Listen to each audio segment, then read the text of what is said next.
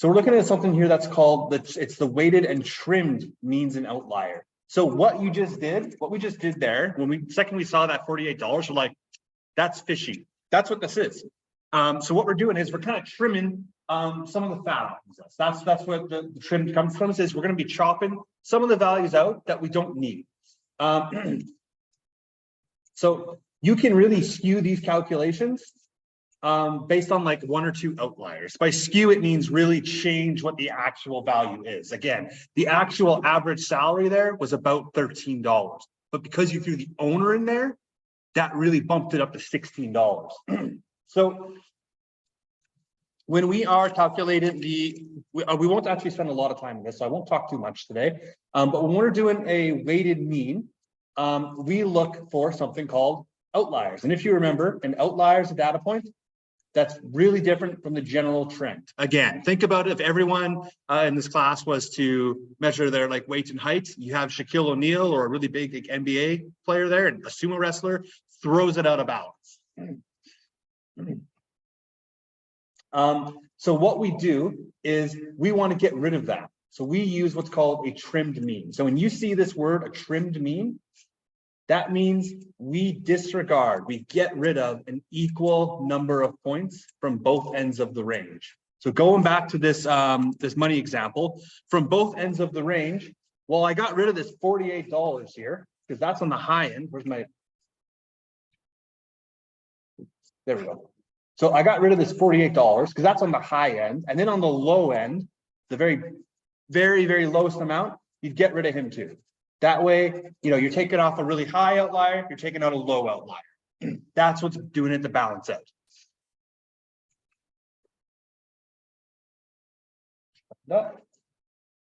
So when it says trimmed means, that you calculate it by disregard an equal number of data points from both ends of the range. That's the fancy way of saying is, well, I can't have Shaquille O'Neal in here, so I'm not going to, you know, calculate his when we talk about our average height. And then to balance it out, I'm going to take the shortest students, and we're not going to calculate their height into the average as well. So let's really quickly work on one of these. So jump ahead to page 124. Just skip ahead a page. If you want to see how it's done, you can look up there. There's an example. We're just going to straight up work on one here. So if you want to do the arithmetic mean here, so arithmetic mean, that's what we've been doing before. So how you do that is simply put, take all these numbers, add them up, divide them by how many points there are. There's 1, 2, 3, 4, 5, 6, 7, 8, 9, 10. There's 10 of those. So I'm going to add all those up. I'm going to divide it by 10. So I'm going to do that really quickly. We should know how to do this by now.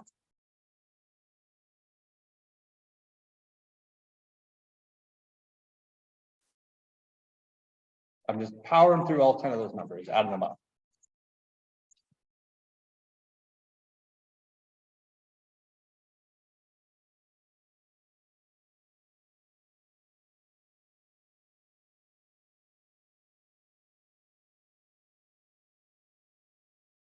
All right, so I've added all of them up, and I'm just going to divide them by 10 because there's 10 data points there. And you should end up with 218.5. So the arithmetic mean here in this case, 218.5. That's nothing new to us. We've done that before. Perfect. But now what we have to do is we have to go in this, and it wants us to find the trimmed mean. So it wants us to find that trimmed mean. And again, someone tell me super quick, how do we find trimmed mean again? Yeah, equal number of points from the high end and the low end. So if I'm looking at my points here, is there any outliers I see? 524. Is there any other ones? I'm sorry. Any other ones at the high end? Yeah. So you look at low end, then high. Yeah. And 476. So I found some ones at the high end. So those ones are outliers. Now you said 125 could be an outlier. Potentially, it's a lot closer to the rest of the numbers though. You probably calculate that in with this, to be honest with you. But so now what I've done is I've taken two numbers at the high end, right? I'm not going to use those anymore. To balance that out, what do I need to do?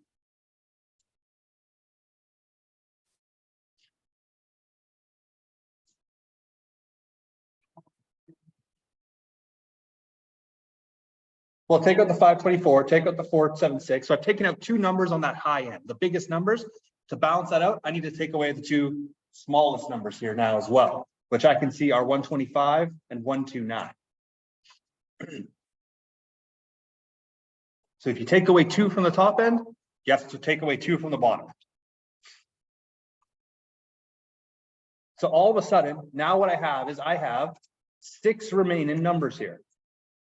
And that all I need to do now is add those up. So I'm going to quickly do that. Those are the highlighted numbers I have there.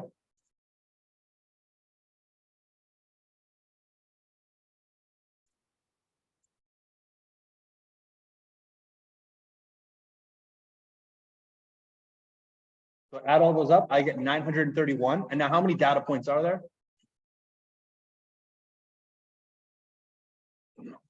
6. Yeah, because I took away 4 of the 10. So I divide it by 6 now.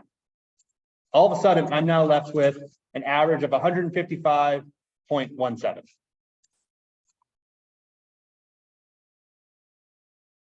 So this would be my trimmed mean, 155.17. So once you took away those huge numbers that really skewed that data, all of a sudden you're left with 155.17.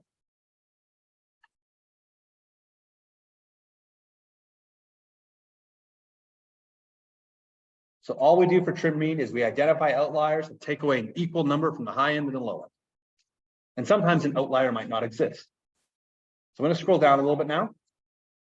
I want you to work on question 2. We're going to go over it together in about, let's go with like 3 to 4 minutes. I'm going to come checking everyone's progress in 1 minute. So question 2, give that a shot, do your best. We'll go over it in just a moment. So yeah, so jumping into this for question 2. So what was your mean high temperature? Minus which? 46. Oh, so you got minus 46, and you had to divide that by 7, right? Oh. Yeah, no worries. So awesome. With your number there, if you divide that by 7, you'll get what Jasmine got as well, which is 6.57, I think, negative 6.57 degrees. And again, if you did negative 7, rounded it to the whole number. If you did negative 6.6, all that's fine. But we have a mean high temperature. Now, in this example though, so there's a Chinook that's come by. Chinook is really warm winds. Okay, we're kind of in one right now. It's beautiful outside. It's not like February usually sucks outside, and right now it's really nice. So it's a warm day out, and on Wednesday we can see that in this data set there was a really warm day that Wednesday, 15 degrees Celsius. So we know that on Wednesday the Chinook appeared, right? That's the warm weather.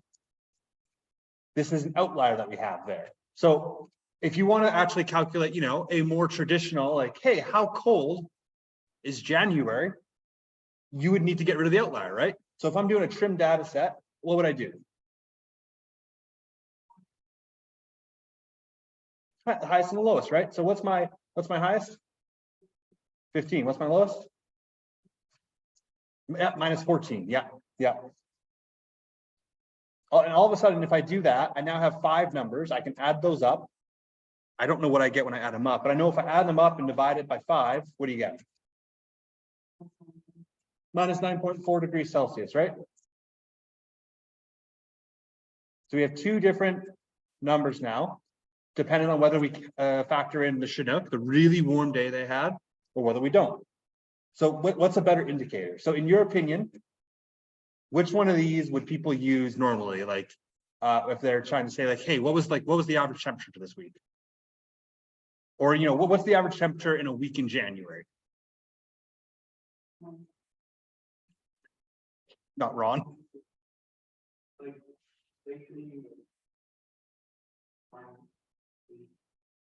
Well, sorry, I guess in this specific case. So which one of these 2 things do you think would be used as a better indicator of how a week in January is in Calgary? Like, hey, like if you were to tell someone who's moving there, you can expect, this temperature? Would you say this one or this one? Do you think in the trim data? So there's no right answer here, just by the way. There's no right answer, but why? How come the trim data?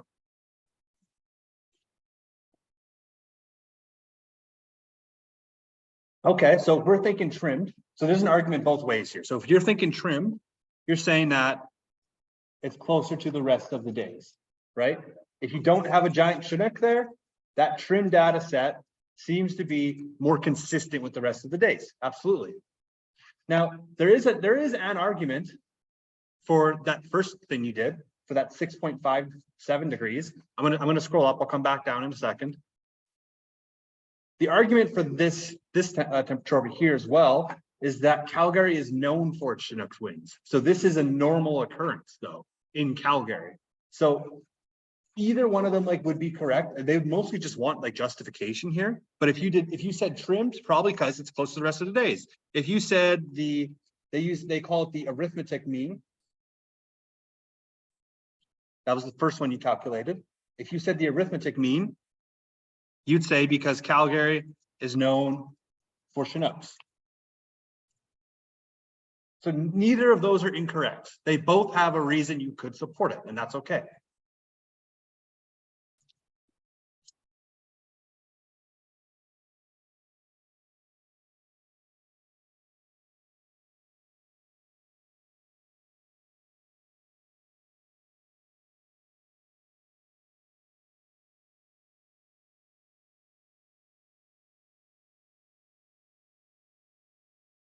I'm going to scroll down in 10 seconds.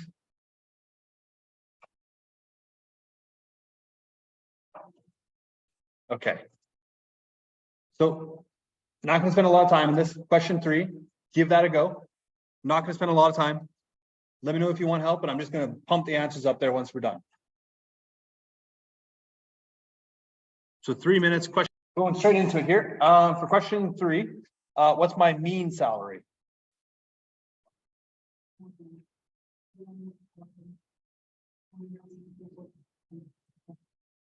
Yeah, 31,667. Sorry, 666.67. 0.166. Thank you. That perfect. All right. Now, of course, though, if we look at this, there are outliers, right? Just like with that example we did at the very, very start of this afternoon. Maybe this is the owner, who knows what it is, but this is someone who's making more than everyone else there by a lot. He's making double the next guy. So I can tell that this is a weird number because my mean salary is bigger than all but one of my people there. The second you see something like that, you know something's an outlier there. So this $60,000 needs to go. I need to balance it out by taking something off from the low end, which is the 15,000. And if you do that, if you add those 4 numbers together, divide it by 4, you should end up with 28 grand, right? And so why is there a difference between these two numbers? What would you guys put in your own words?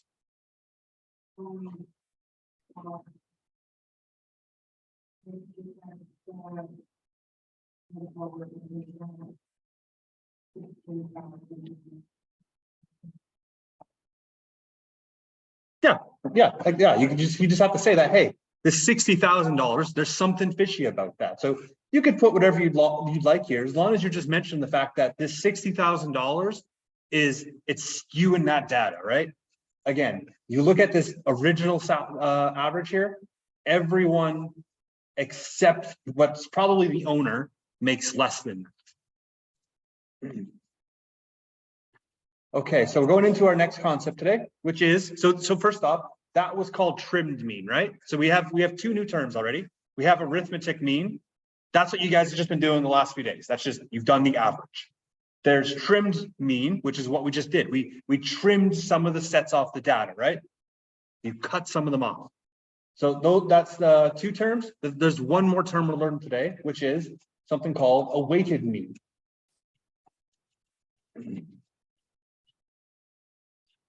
And so you guys are going to be you guys are familiar with this without knowing it. So a weighted mean is when some data entities are worth more than others. And you might be asking yourself, well, what does that mean? You'll find out super quick. So they have an example here of a weighted mean. So again, in a weighted mean, not all those data points are of equal value. I'm going to give you an example. In 2 months, 6 weeks, actually, oh my gosh, 6 weeks, you have a departmental exam coming up. That's worth 40% of your grade, right? It's an important exam. It's worth more than anything else you'll do in this course. The other stuff, maybe you do a concept check that's worth like 5%, an assignment's worth 5% or something. But that's not worth 40%. So things have different values with them. And most people are familiar with this in school. In fact, if you guys even look at your syllabus, for example, let me load that up. I have it right here.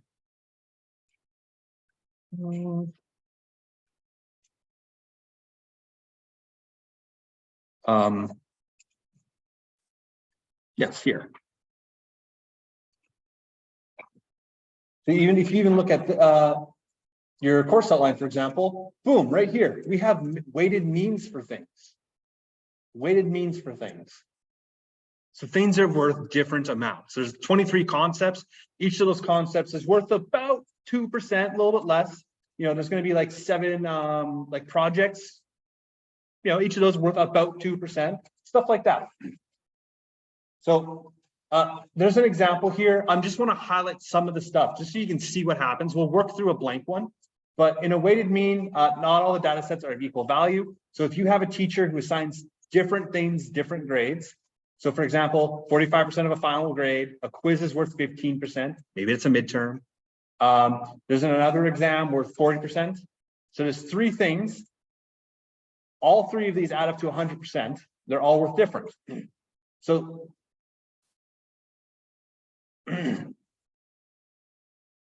we know that in this, so there's an example here where in this example, there's a student who earned 4 different grades on 4 different tests. If they were all worth the same grade, so this test is worth 25%. This test is worth 25%. This test is worth 25%. This test is worth 25%. They're all worth equal amounts. You would just figure that out by adding the 4 of these up, dividing it by 4. Boom, perfect. But because there's different amounts, for example, her first test was worth 10% of her final grade. The second and third were worth 20%. The fourth test is worth 50%. So this 5th test here, if she did really badly on it, if she failed that, she has a chance of potentially failing the course, right? So they're worth different things. So how can you figure out what her actual grade would be? Well, they have a way of doing it. We'll show you how to do it. But as you can see, this is on your next page there. Again, she got an 85% on the test that was worth 10%. So she got 8.5 out of 10 possible marks. For question 2, she got 72% on a test that was worth 20%. She got 65 on a test that was worth 20%. She got 90% on the test that was worth half her grade. So what she did was she did 4 separate calculations for all 4 tests. And then she added up those figures to get an actual grade. So she got a weighted mean there. So we're going to do that here, just in a much harder question. So in question 4, my first question to you is, why is this a harder question than that example right above? Why is this more difficult?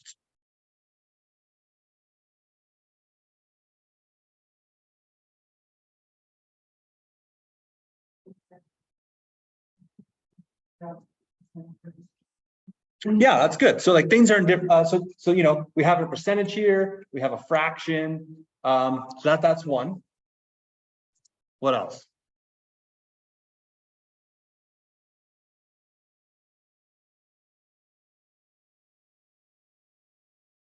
What makes question 4 more difficult than question 3?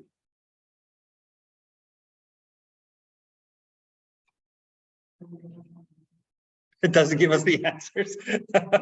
Yes, that makes it a little bit harder. How many tests did she write in question 3? 4. How many things did she do in question 4?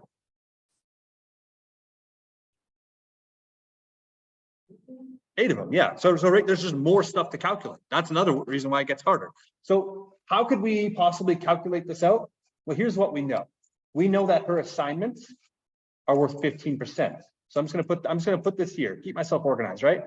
15%. That's what her assignments are worth. So these three things were 15%. Her presentation was worth 25%. Her quizzes were worth 5% each.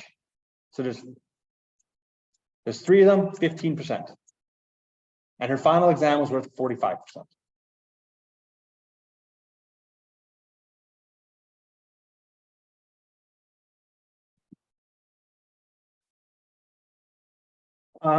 So if you guys look above, she did a big calculation here, right? This big thing I'm boxing in red to math this out. That's what we're gonna do, but you can make this easier on yourself. So it's, you know, when we put a huge thing into our calculation, we all learned this last week when doing means. Everyone made a mistake, myself included, because maybe we pressed the 2 instead of a 3. It's really easy to do, so we want to keep ourselves organized now. That's where it gets really important. So if we want to solve this, here's what we know. I know that all of her assignments are worth 15% altogether, right? How many assignments are there?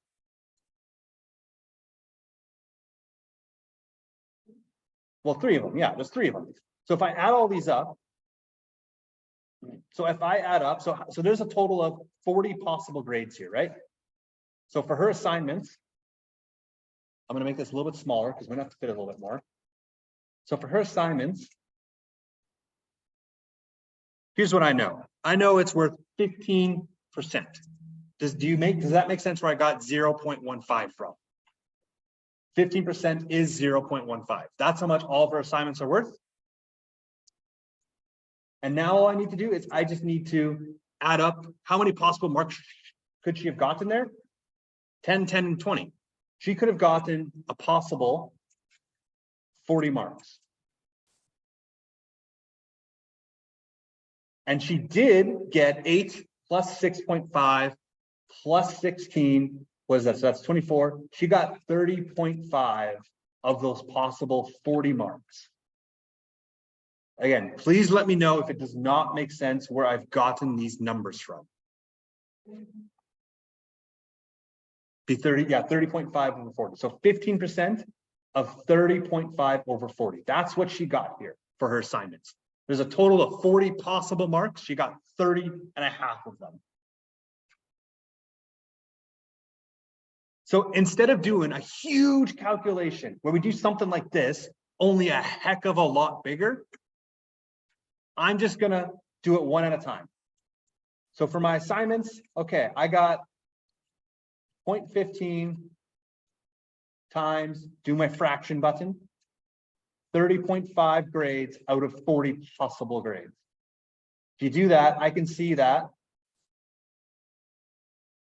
I've gotten, not 0.11, but I've gotten, times that by 100, right?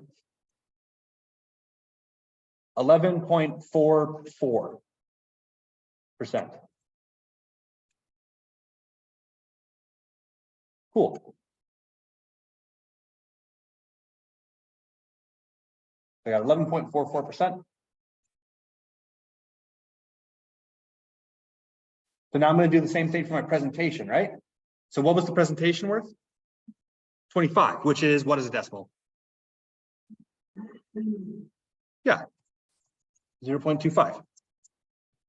And then how many possible grades did you have? Oh, sorry, so she got 85 out of 100 there, right? So she got 85 out of 100. So you calculate that out. So 0.25 times, again, put your fraction button there. 85 over 100. I get 0.2125. Now, I'm not done though, right? What do I need to do with that number? Sorry? Times 100, yeah. You're turning it back into a percentage. So 21.25.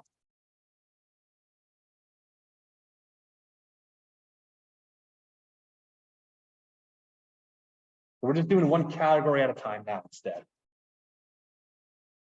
So now for her quizzes.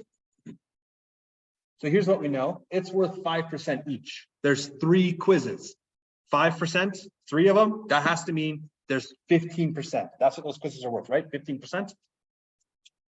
Now, what would I put here? Times what? So you got 24 over 30. Yeah, exactly, right? She got 24 possible marks, 10 plus 7 plus 7, out of a possible 30 marks. And so if you do that,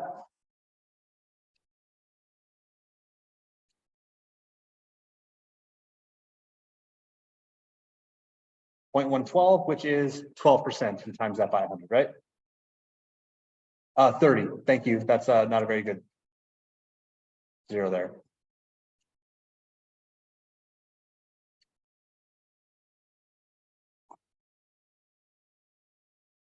That's not a good either.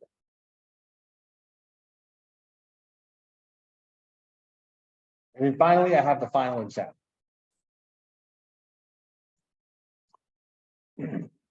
Final exam, of course, was worth 45%, which is 0.45. And she got 86% on it. Now, this is what Kim first brought up, how this 86% is in a different form. So I need to turn that. Remember, 86% is the same thing as just 86 over 100, right? Percent over 100. So you just write that in, 86 over 100. You could also put 0.86, but whatever works for you.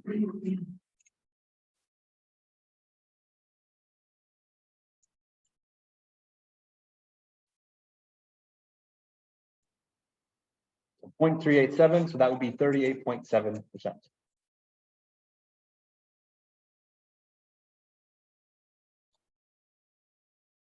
Cool. So what do I do now? Add them all up. Yeah. So there's 4 categories. I have how much of a grade she got in all 4 categories. Add them all up. So I got 11.4%. That 11.4% plus 21.25%.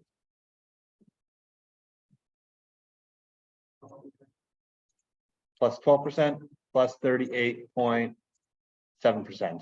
So you add those 4 up, all of a sudden you have a final grade of 83.35%, right? So if I add all those up, I get 83.35% as a final grade. I'm just going to circle that because I know there's a lot of numbers there.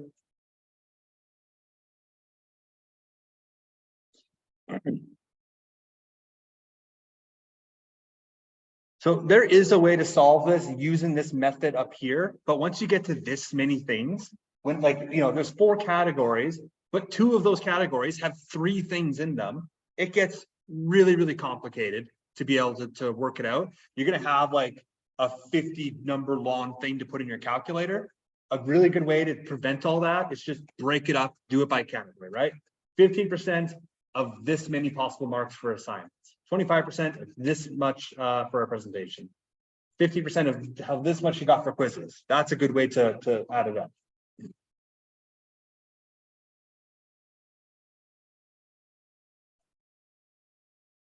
Okay, so question 5. I want you to try this one out. Please ask for help if you need it.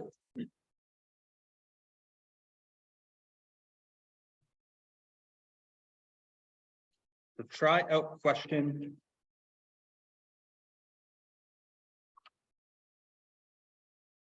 Yeah, question 5 there.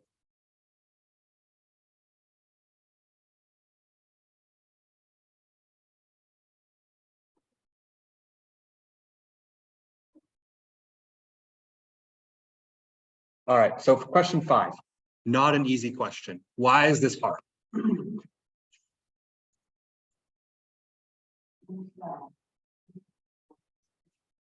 It's the missing 40%, right? That's what makes it hard. Because before we had 100%, we knew their total, how much they got on everything. Now, this is a common thing students do. This is a common thing I did in college. What do I need to do to pass this course? What do I need to get in this exam to pass this course? Now he's trying to do it because he wants a final grade of 86%, but the same concept exists. What do I need to do on this final exam to pass the course? This is something we all did in English, right? You needed this percent on the final to pass the course. This is how I calculate that. So, so here's what we know. We know that he wrote 3 math tests that are worth 20% of his final grade. and the other 40% comes from that final exam. So let's start solving this out. So first off, you guys know for the tests. So for the tests, which are worth 60%, this is how I calculate. This is how you calculate it out, right?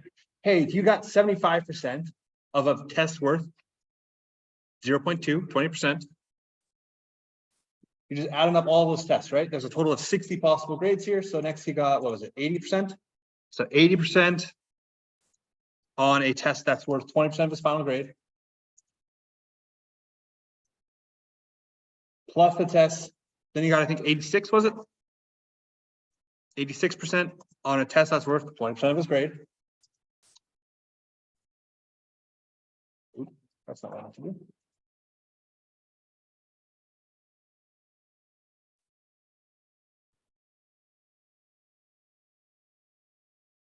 Does that make sense where I got these numbers from? He has 3 tests. Those are his grades on it. They're each worth 20% of his final mark. You add all those up. You punch this whole thing to your calculator. If you do that exactly, you're going to end up with 48.2%, right? And what this really means, this is the fancy way of saying of 60 possible marks, he got 48.2%.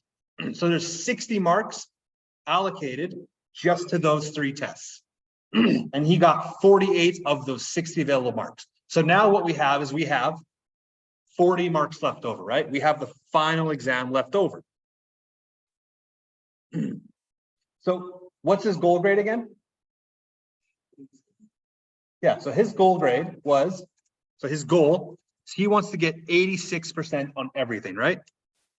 So how is he going to do that? Well, here's what we know. We know he wants 86%. We know he has 48.2 marks of that already. He's achieved, just on those 3 tests, 48.2%. So what he's missing in order to bump that up a little bit is he needs to get 37.8%. 37.8% of a possible 40 marks. So his final exam is worth 40%. He needs to get 37.8% of that. So he needs to score really high, right? So this is a really fancy way of saying he needs to get 37.8%, 37.8 marks of a possible 40. So if you put that in your calculator, you should get an answer. What does he need to actually get on the final exam then?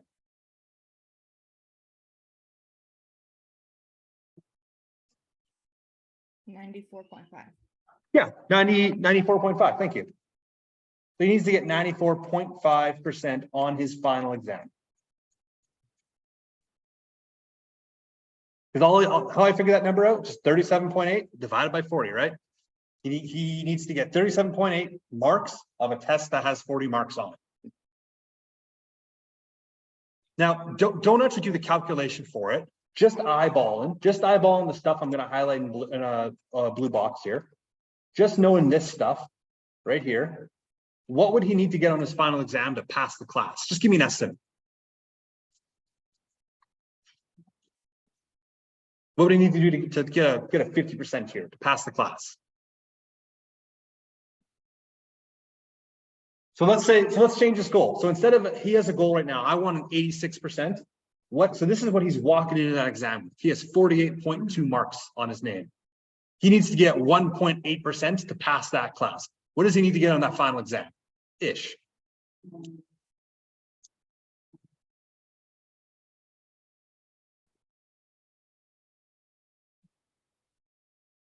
Probably like 2% or something like that, like super low. He's already so close to 50%. He only needs to get 1.8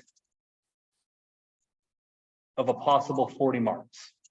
So if you'd probably, I don't know, this is something like 2%. I'm not actually going to calculate it out, but does that make sense how I found that? Just another way to think about it. If I want to get a 50%, if my goal is 50%, I just want to pass the class, I don't care about anything else, he only needs 1.8 marks of those 40 marks. Oh, it's 4.5? Oh, my bad. Either way, right? Like he just needs to write his name on the test, and he probably has.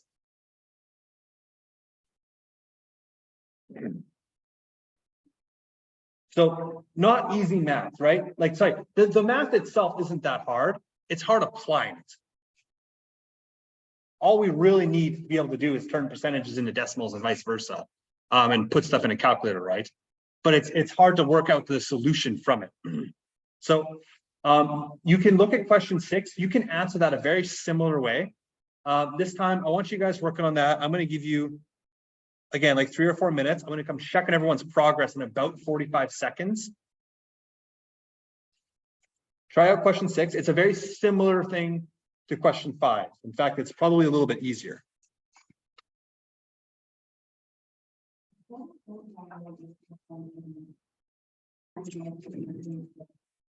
Yeah, and so I mean, what you did, Kim? So this, you're just going to look different than what I did. So it's $100 times 0.28. You just immediately said that that's $28.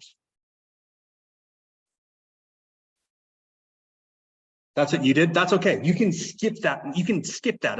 That makes sense. How you got the number. That's okay.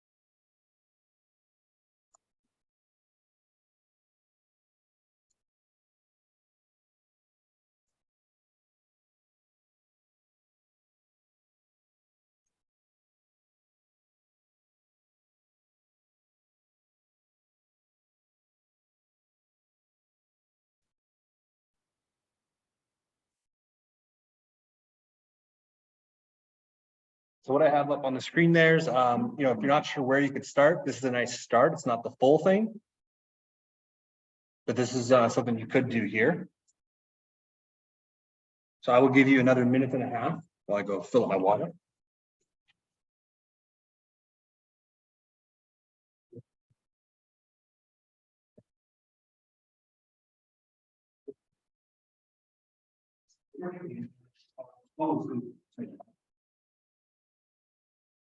Oh.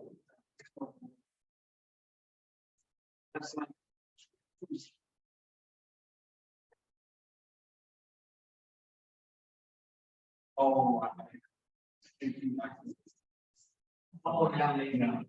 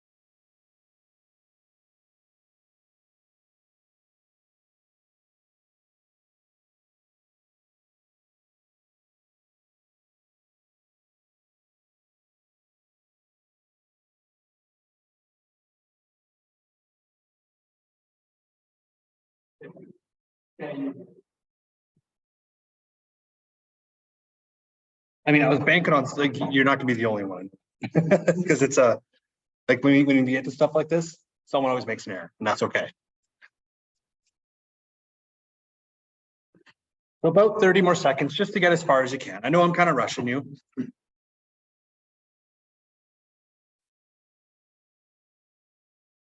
Oh, math would be a good thing to do for attendance.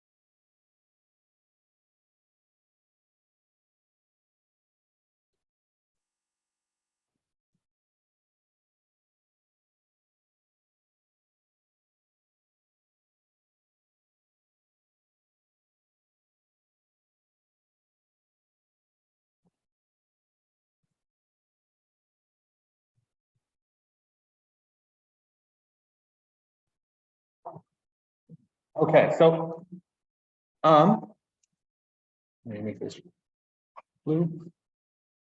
Cool. So this would be technically be the solution to this. And then once you put this in, you should get a number. And there's another step, but this would be the first step you would do. This really big, long calculation. Oh, make sure I'm recording. I'm recording. Good. Now, a couple people here, even though this is exactly what they did, got different answers. So I really like what Kim did here. Kim took this one step at a time. Instead of writing all of this into your calculator, what she did was she figured out that, okay, $100 times the 28% of customers who spend that, 28.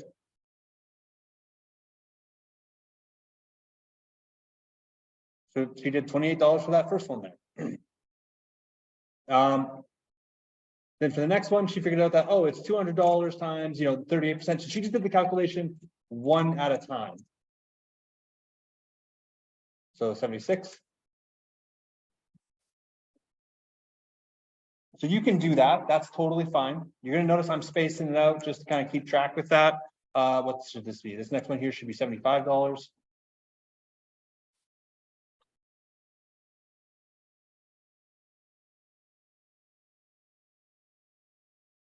This next one here, so 1,000, was it? Oh, I'm missing 800. 800. Whoops. So I'm just going to quickly run that all these calculations here.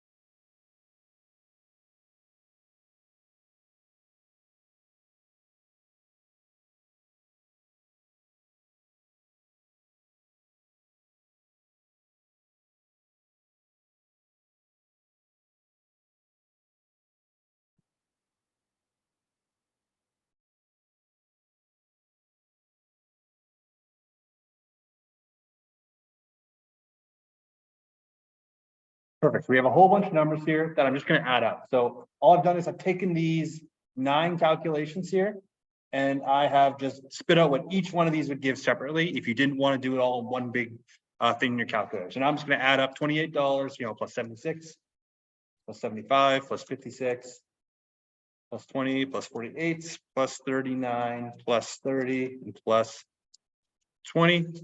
If you add all these up, you should get a total spending of $392. You got 336. Did you do it all in one big calculation? So that's the difficulty with it. You had the right method, but somewhere along the way, maybe you did a plus in one of these. Maybe you did a times in one of these. Maybe you were like me and forgot an entire number up here existed. I forgot about this $800 data set entirely until I started doing this. So that's why Kim's method is really good with this, and that just take it one thing at a time. $100 times 28%, $28. $200 times 30%, $76. So you can do, so it's a really nice way to keep yourself organized. It's really easy to make mistakes when you do it in the calculator. And if you do make a mistake and you do catch it, it's frustrating, right? Because then you have to go and do it all over again. But the total answer here should be 392. That should be the complete answer there. If you did this method and you don't have that $392, it's because you just pressed the wrong button by accident on your calculator. Maybe you did a times instead of a plus. Maybe you put a 3 instead of a 2. Who knows? Maybe you were like me and forgot something, but that's what ended up happening.